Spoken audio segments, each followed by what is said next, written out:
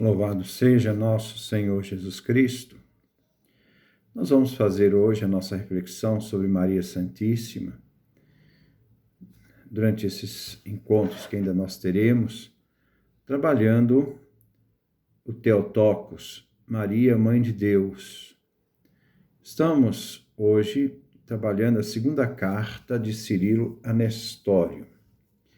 É o nosso 33º encontro. A encarnação do Filho de Deus. E o verbo palavra se fez carne. Existem algumas traduções que dizem, no princípio era o verbo estava junto de Deus, o verbo era Deus. Outras traduções dizem, no princípio era a palavra estava junto de Deus, a palavra era Deus. Então, toda vez que eu falar o verbo, eu vou lembrar a palavra, tendo em referência aquilo que nós encontramos no início do Evangelho de João. Então, Cirilo nos diz, não dizemos, de fato, que a natureza do verbo foi transformada e se fez carne. Aqui nós temos a primeira objeção de Cirilo. Na encarnação do verbo, palavra, não se diz. Então, aqui é uma objeção negativa. Não faz parte da fé da igreja. Então, não se diz que a natureza do verbo palavra, isto é, a natureza divina, que o verbo mantém a unidade de natureza com as pessoas do Pai e o Espírito Santo, pois ele é um só Deus, uma única natureza de Deus. Então, em Deus nós temos uma natureza em 3 pessoas distintas, Pai, Filho e Espírito Santo. A natureza une as pessoas distintas e dizemos um único Deus em 3 pessoas. Então, a natureza do verbo, então nós não se diz que a natureza do verbo, isto é, a natureza divina, que o verbo palavra mantém a unidade de natureza com as pessoas do Pai, Filho e Espírito Santo, pois é um só Deus, uma única natureza de Deus. A natureza do verbo se refere à divindade do verbo, porque ele divide com o Pai e Espírito Santo a mesma divindade. Então, nós não podemos dizer que a natureza do verbo foi transformada e se fez carne. Primeiro, se a natureza divina foi transformada, então o verbo, palavra, não é Deus, pois a mutabilidade, a transformação, é um atributo das criaturas, não é do Criador. A natureza divina é imutável. Então, o verbo, a palavra, que é divino, é imutável, não muda.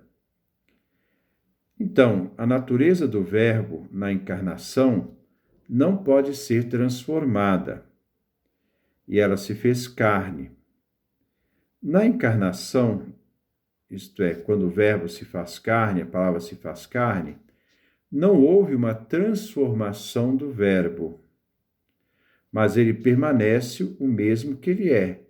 Ele permanece Deus. Então, na encarnação, Deus permanece Deus na pessoa do Filho, não tem mudança, não tem modificação, porque Deus é imutável. Continuemos. Continua São Cirilo. Outra objeção negativa. Mas também a palavra, o verbo, não foi transformado em um homem completo, composto de alma e corpo.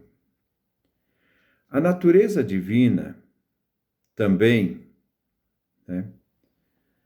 e não se deve admitir que essa natureza divina do verbo palavra se transformou no homem. Transformação é um atributo humano, não é um atributo divino.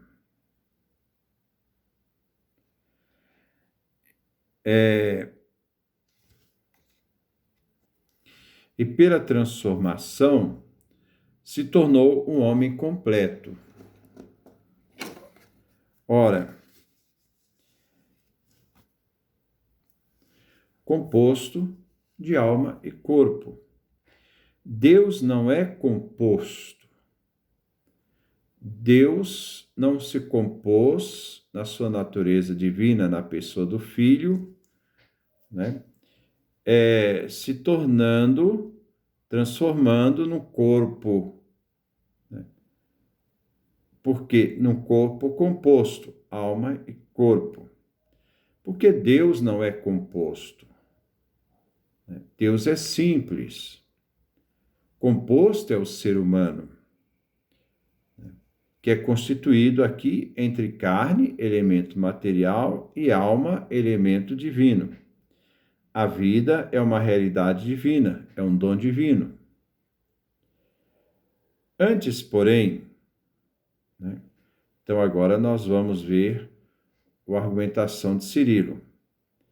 Esse aqui é um argumento adversativo e se opõe às duas teses acima, relativa à negação sobre como o Verbo se encarnou.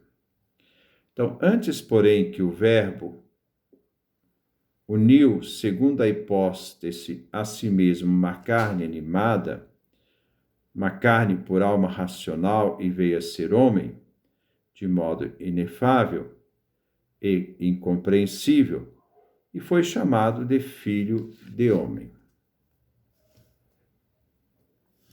Aqui vem a compreensão da encarnação do Verbo em Maria. O Verbo de Deus, a palavra de Deus, o Filho, sem perder a divindade que ele era, nem se misturar com a realidade humana, se uniu segundo a hipóstase. Hipóstase no grego nós chamamos de pessoa. Isto é, ele se tornou uma única pessoa. E o Verbo de Deus se uniu a esta única realidade, essa única pessoa. Ele se tornou uma pessoa, unindo a divindade, porque ele continuou sendo o verdadeiro Deus. A divindade não perdeu nada nesta unidade de pessoa, e a divindade se uniu à humanidade. A humanidade não perdeu nada daquilo que ela era, com a unidade da pessoa. Aquela única pessoa trazia duas naturezas, a divina e a humana, sendo verdadeiramente Deus e verdadeiramente homem. Então, a carne animada por alma racional, isto é, a divindade se uniu numa única pessoa, numa carne animada por alma racional. Esta única pessoa, que era ao mesmo tempo divina e humana, é a única pessoa que traz as duas naturezas e veio a ser homem. Mas este mistério é um mistério de modo inefável, isto é, não se pode expressar por palavras humanas, porque o mistério divino escapa à capacidade de observação, de exposição, de explicação daquilo que Deus é, inclusive nesse mistério da nossa salvação. É incompreensível. Essa realidade deste mistério é incompreensível. Não se pode ser pensado por limite do conhecimento humano. Isto é, Jesus continuou sendo verdadeiramente Deus, verdadeiramente homem, numa unidade de pessoa, uma única pessoa em duas naturezas. A unidade de pessoas em duas naturezas, a natureza divina, a natureza humana, são distintas. Essa pessoa traz duas naturezas distintas, a humana, a divina, mas, embora distintas, inseparáveis na unidade de pessoa. Nós chamamos isso aqui união hipostática. Isto é a união da pessoa. Não se pode mutilar a divindade na encarnação do Verbo, da pessoa, né? Então não se pode mutilar a divindade na encarnação, né, do Verbo em Maria. Porque se nós mutilarmos a divindade, né, então ele não é Deus. Porque Deus, na sua natureza, não permite mutilação, né? Ele sendo imutável, que não muda, ele não poderia mudar quando ele se fez homem. Manteve essa unidade divina com o Pai. O único Jesus, única pessoa, né? Então, a humanidade que o Verbo assumiu em Maria e foi gerado ali um único Jesus, uma única pessoa, uma realidade em duas naturezas, divina e humana. Ele tinha que ser Deus verdadeiro. Então, por que ele precisava ser verdadeiramente Deus, verdadeiramente homem?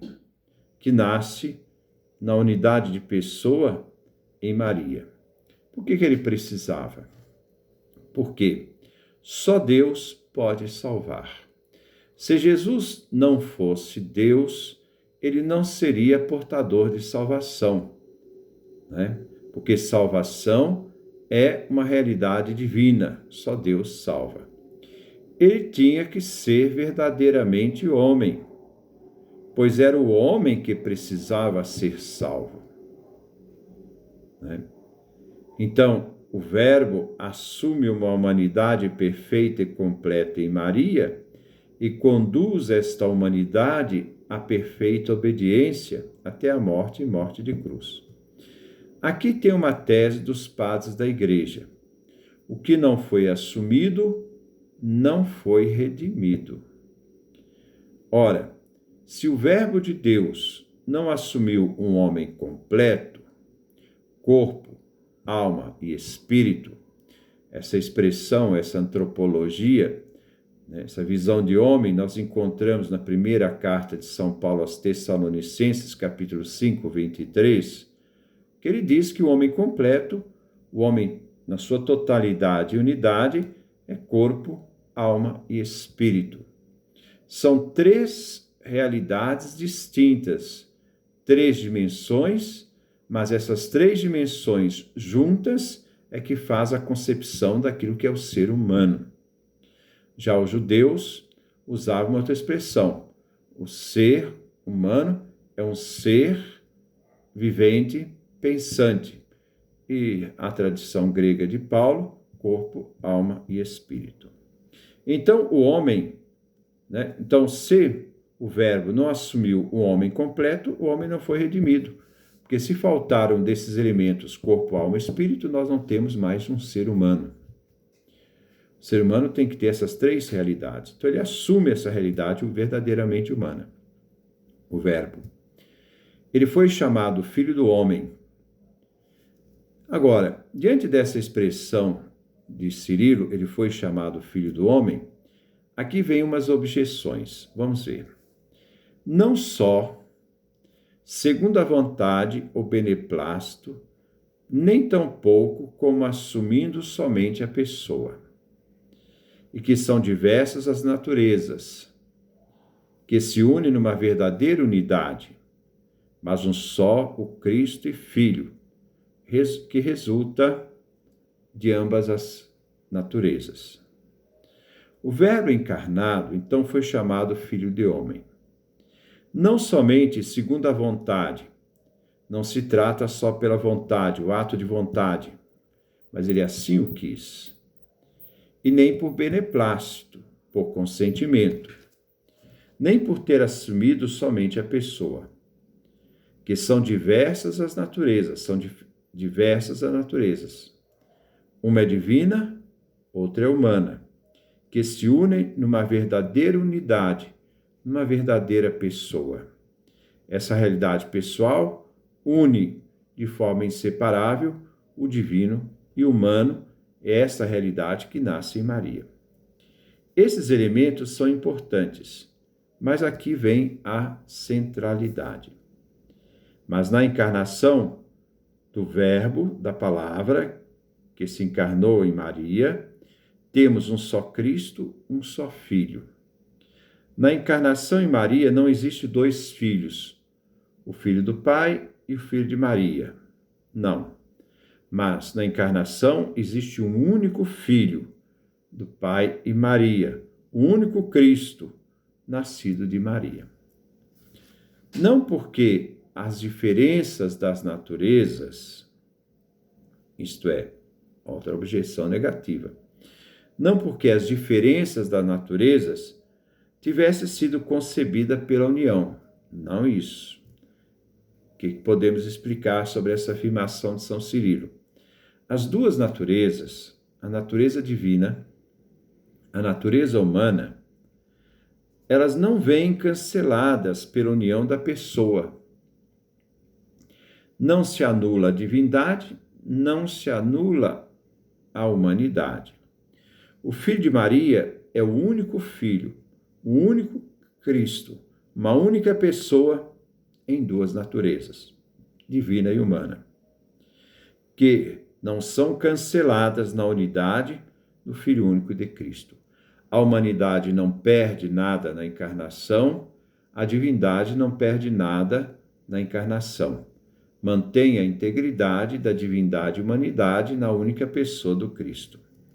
Mas ao contrário, porque a divindade e a humanidade.